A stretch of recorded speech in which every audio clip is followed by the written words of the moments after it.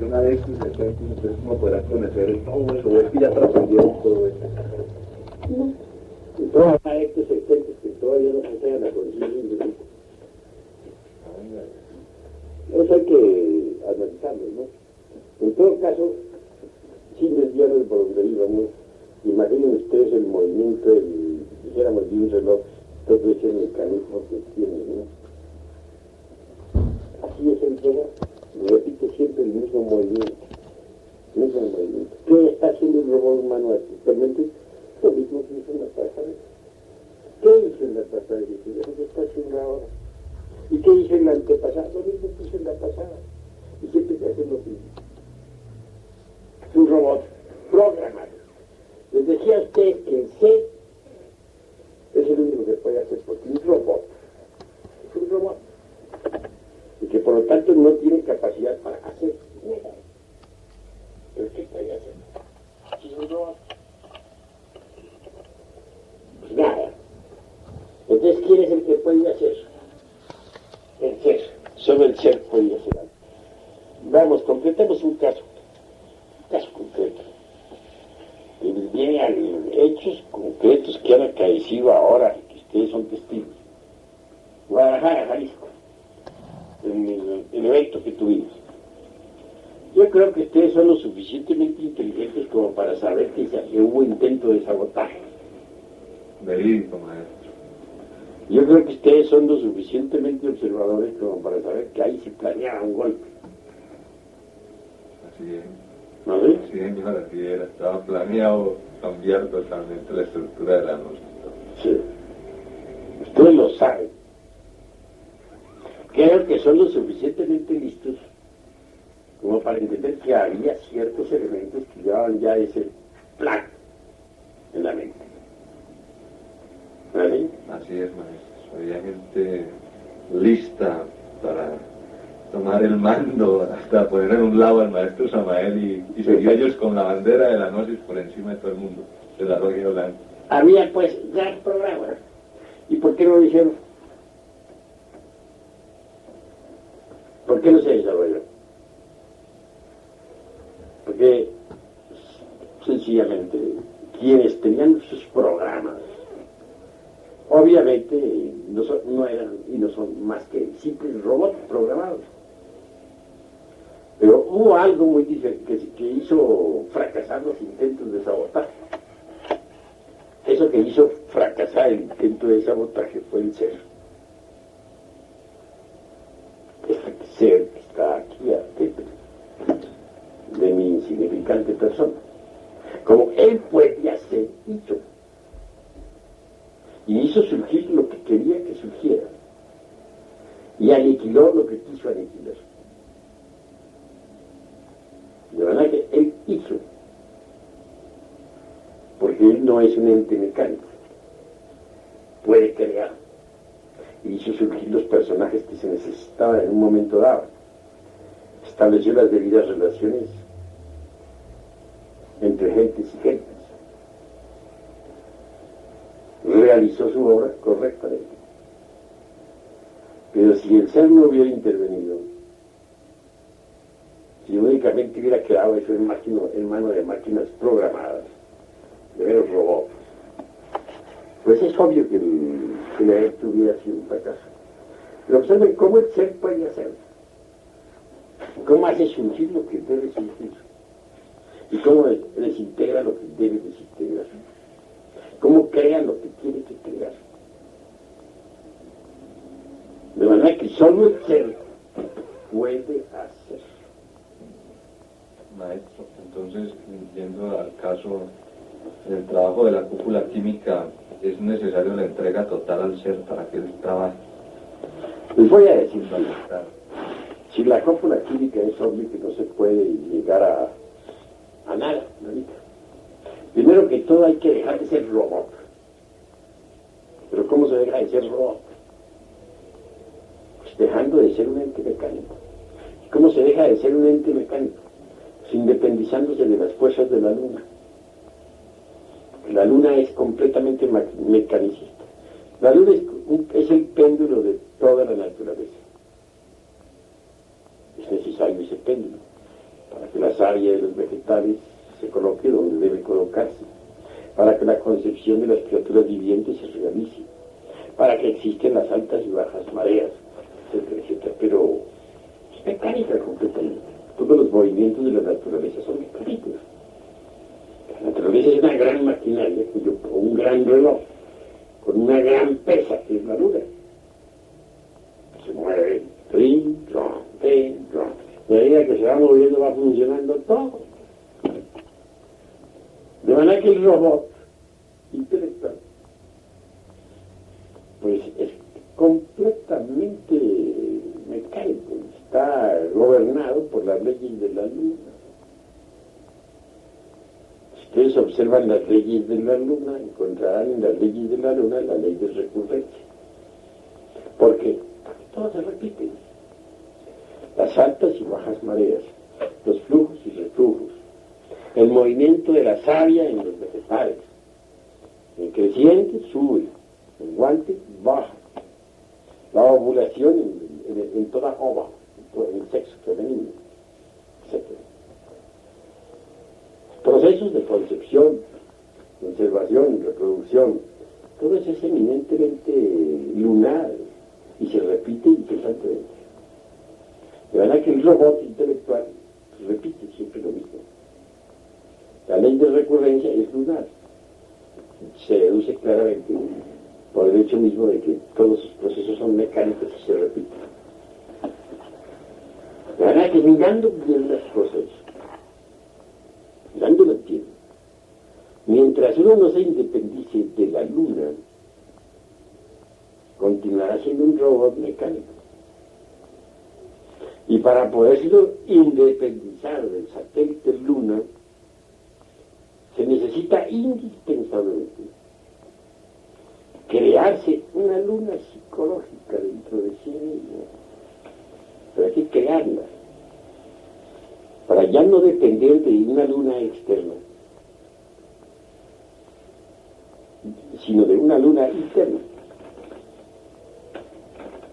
Se liberta de la luna externa y queda dependiendo de la luna interna. Hasta cierto punto, claro. Esa luna interna no es más que un centro de gravedad consciente. Hay que crear ese centro de gravedad consciente. Le permite a uno libertarse de la luna externa y dejar de ser mecánico. Entonces, esa luna interna es un centro de gravedad consciente que hay que crear. Pero ¿cómo puede uno crear el centro de gravedad consciente? No sería posible si no eliminara uno de su propia naturaleza psicológica los elementos pesados de la luna externa. ¿Cuáles son esos elementos pesados de la luna externa? Pues son los elementos infrahumanos, elementos que corresponden a las leyes, al mundo de las 96 leyes, elementos muy pesados. Por ejemplo, los elementos del odio, es pesadísimo, el egoísmo, del engreimiento, la soberbia, los elementos del orgullo, de la autoimportancia, de la autosuficiencia, de los celos, de la codicia desmesurada, exorbitante,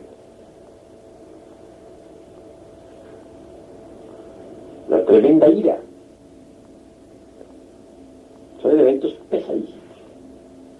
Si esos elementos, que son de 96 leyes, se desintegran mediante el trabajo en la forja de los ciclos, entonces viene a crearse dentro de nosotros una luna psicológica, o sea, un centro de gravedad consciente. Desde ese instante preciso ya no somos más robots programados, ya no. No digo que no sepamos, no seamos que no tengamos que cumplir con las funciones naturales, cuáles son, por ejemplo, servir a esas fuerzas planetarias que descienden de lo alto, de otros mundos, y que han de transformarse en nuestro interior para luego ser retransmitidas a las capas anteriores de la Tierra. Todo eso se sigue cumpliendo, pero además hay algo más. Se sirve pues a los designios superiores del cosmos, a los designios superiores del universo. Se ingresa en el camino de la humanidad solar. Así que, en realidad de verdad, hay que bajar a la novena esfera para poder establecer un centro de gravedad consciente, una luna psicológica dentro de nosotros, que nos permita independizarnos del satélite Luna. Y así dejaremos de ser robots. Pero eso no es todo. Si uno quiere convertir, ya ampliar su campo de acción, tener derecho a vivir en los planetas de este sistema solar, o tener derecho a reencarnarse, dijéramos, en los distintos mundos de este sistema solar, ¿qué debería hacer? Tendrá que crearse los cuerpos existenciales superiores del ser. Pero para eso tiene que volver a bajar a la novena esfera, a la forja de los sistemas, para poder fabricarse los cuerpos existenciales superiores del ser. Esta es una operación de alquimia, la alquimia pura, porque naturalmente hay que pensar en la preparación del mercurio de los ángeles. Hay que pensar en la sal, pensar en el azufre. Son elementos químicos fundamentales para crearse uno mediante la química superior, los cuerpos existenciales superiores del ser. Por ejemplo, sabemos la importancia de la sal. La sal es un elemento que participa del fuego y del aire. Es ígnea y también es volátil. Si no, vamos y hacemos un ensayo en la costa. Si uno se baña y se asolea la gente cree que es el sol el que lo quema a uno en el mar. No, muchas veces no está haciendo sol y sin embargo se quema. ¿Qué lo quema? Sencillamente el elemento sal. La sal del mar lo quema. Llega a quemarle las espaldas, todo el cuerpo. Yo mismo me he quemado con baños en el mar, exagerados.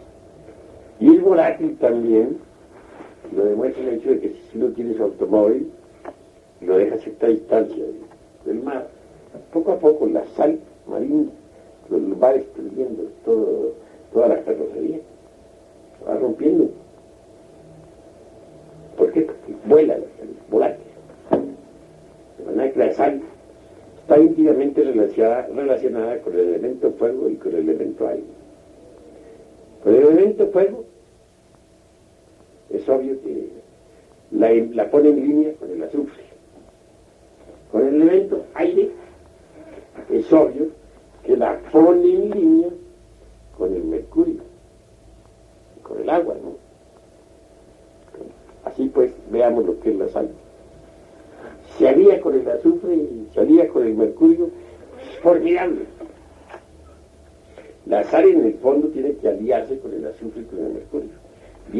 Y el azufre y el mercurio, es decir, los elementos del fuego y del aire y agua, siempre viven en pugna. Pero mediante la sal se limpia, se desposa, se suace la sal, hasta que llega a reunir a todos los elementos, los 4 elementos, en una sola forma, en una sola figura, la piedra filosofal.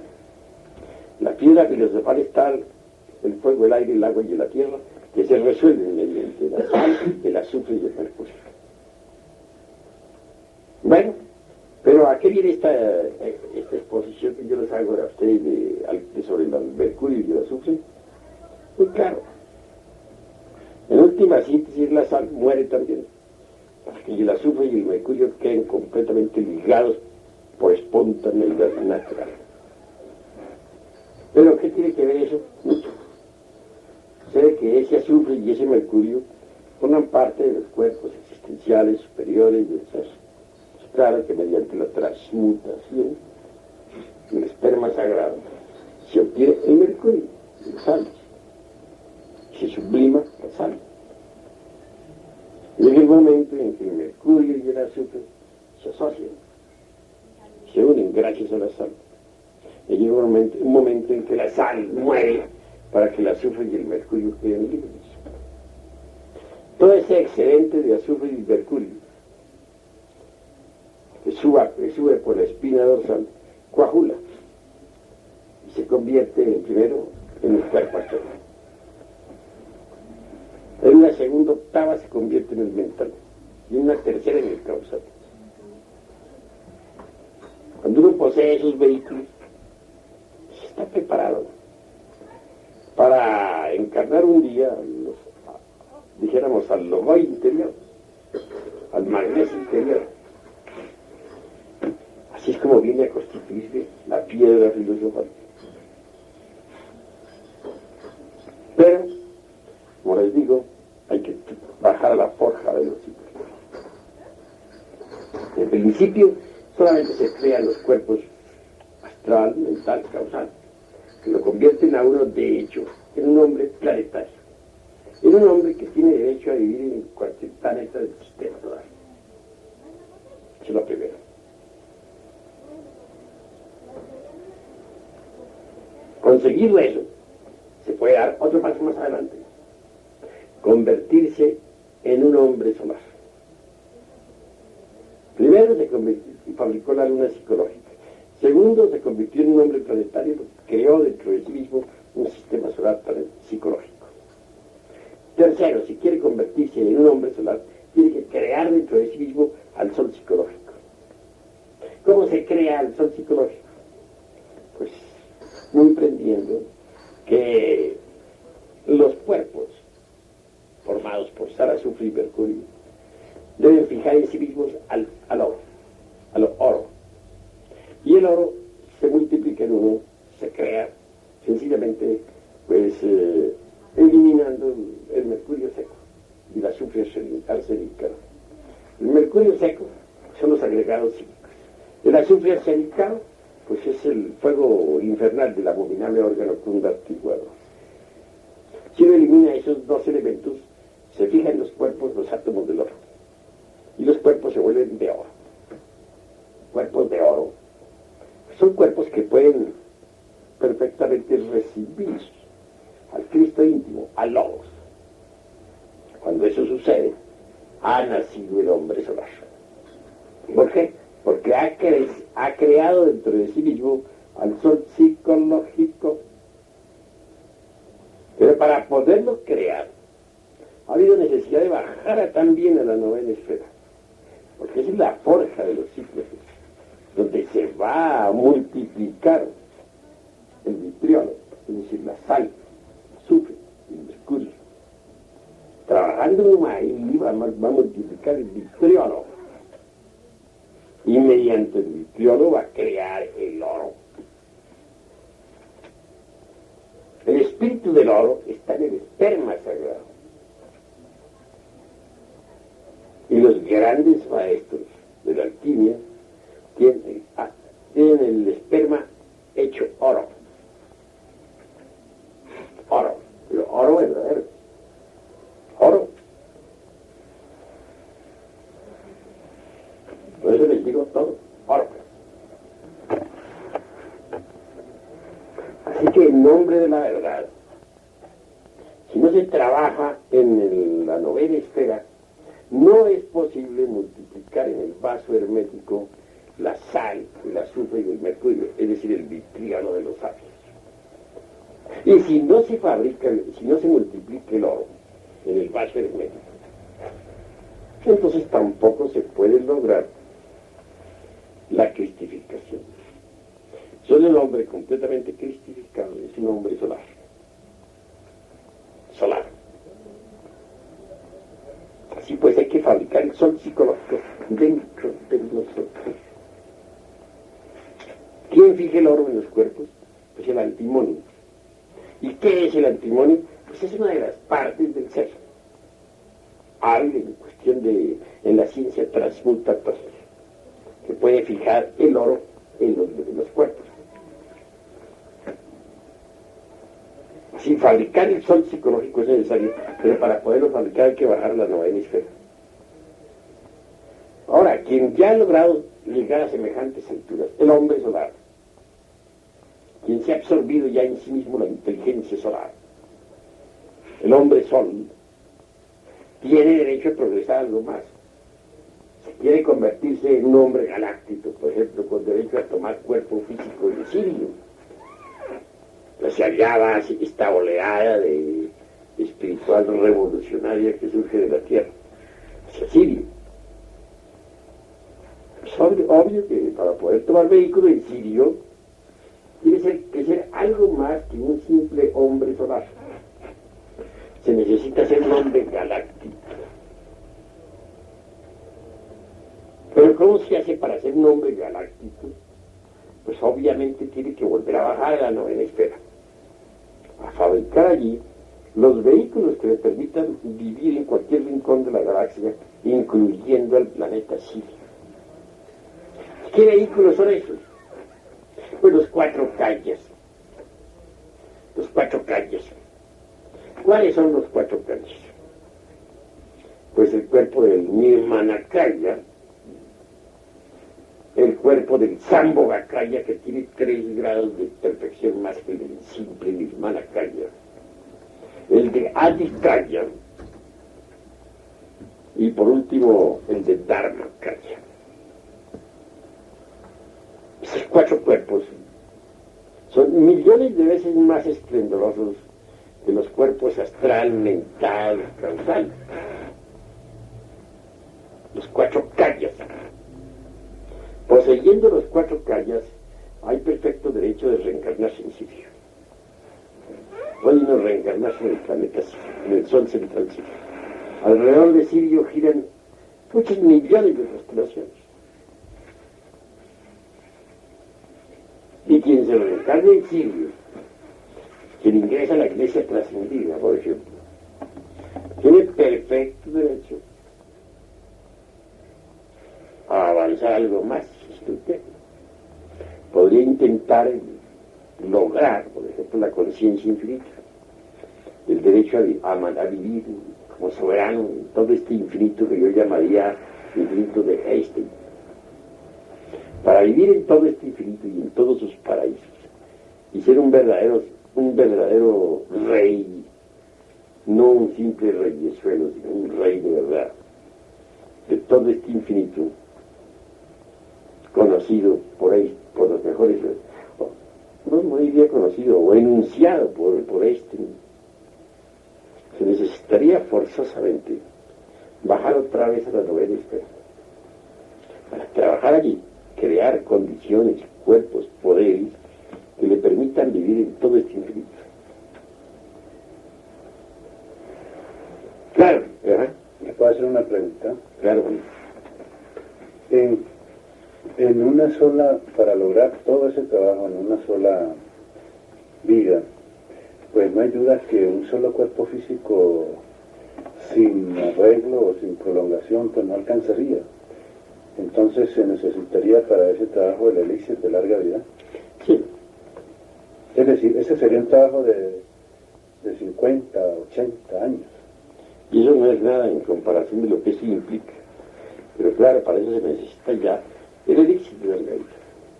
Entonces y ser resurrecto. Se desprende otra pregunta, ¿no? Ser resurrecto. Según eso, pues la esposa tendría que hacer lo mismo o tendría que indiscutiblemente ya ponerse a órdenes del padre o cosa parecida, el vehículo ya femenino, o en qué forma pues se podría hacer ese trabajo. Bueno, es que no se sabría, por ejemplo, si es la esposa la que siguiera semejante camino. No se sabría si el marido le alcanzara para todos esos procesos esotéricos.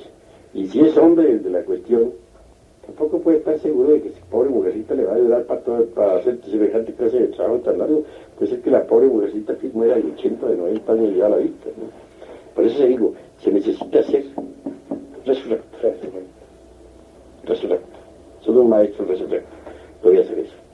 Ahora, si se quiere entrar en el otro infinito, que sí, es voluntad del Padre.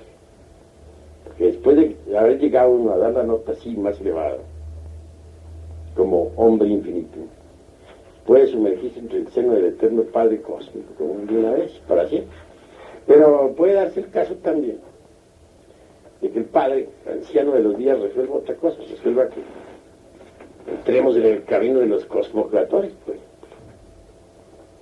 que tengamos que pasar a vivir en el siguiente infinito.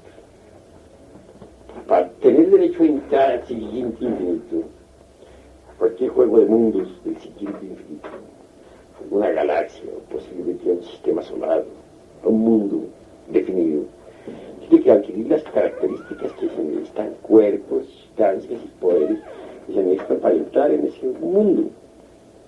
Y no las podría adquirir sino bajando otra vez a la forja de los cíclopes. Ahora, si hace el trabajo, pues ingresa al próximo infinito y a un mundo específico definido. Total que en la forja de los cíclopes está es una fragua donde se puede crear todo lo que uno quiera crear. Las condiciones de vida para poder entrar en tal o cual firmamento, en tal o cual galaxia, en tal o cual juego de mundos. La capacidad de crear está precisamente en la fragua encendida de mundo. Claro. Y por eso es que ahora, dice Hermes Trismegisto, sube de la tierra al cielo, y de rechazo vuelve a bajar, vuelve a subir, sí, incesantemente, ¿no? Y así penetrarás en toda cosa sutil y en toda cosa densa. Tendrás todos los poderes, los de arriba y los de abajo. Ahí está la clave de todo poder. Eso es enseñado por Hermes Trismegisto, el 3 veces grande Dios civil de todo, en su obra en la tabla de Esmeralda. Y eso no tiene límites jamás. Si en alguna eternidad quiere entrar uno en algún infinito muy extraño, ¿verdad? Muy mundo, ni remotamente sospecha, pues tendrá que crear los vehículos y fuerzas para entrar ahí, y solamente los podrá crear en la forja de los hijos. Eso es imposible. No, en la fragua encendida de un plano donde se va a crear lo que se necesita. Cuerpos o poderes, condiciones de vida para que permitan vivir en tal o cual planeta, en tal o cual firmamento. Por eso es que en todo templo sagrado de misterios está el cáliz sobre el altar. Ese cáliz algunas veces está tapado con una crucecita encima cuando el maestro no está trabajando en la forja de los cíclopes. Cuando está trabajando permanece descubierto el cáliz sobre el altar de oro, Cada maestro tiene su templo interior que se proyecta en los mundos internos de acuerdo con los logros del ser. Hay maestros que tienen su templo en oro puro, sus ensayos y el altar, y todo está hecho en oro. Los candelabros, las escalinatas, todo en oro. Las balaustradas de las escalinatas. Son los maestros que han fabricado oro. Bastante cantidad. Pero hay maestros que todavía no han fabricado oro. Entonces los incensarios y los crucifijos y los cálices y el altar y todo lo demás no es todavía de oro. Podrá ser de plata o de cualquier otro metal, no es de oro. Para fabricar oro que trabajar en el laboratorium del tercer logos con el vitriolo. Visita el interior interno en rectificator indemnias occultus lactis. Visita el interior de la tierra que rectificando encontrarás la piedra oculta, la piedra filosofal. Así pues, esto que yo les estoy diciendo a ustedes me consta, y como quiera que todo esto lo he podido vivenciar, por eso es que puedo darles la correspondiente explicación.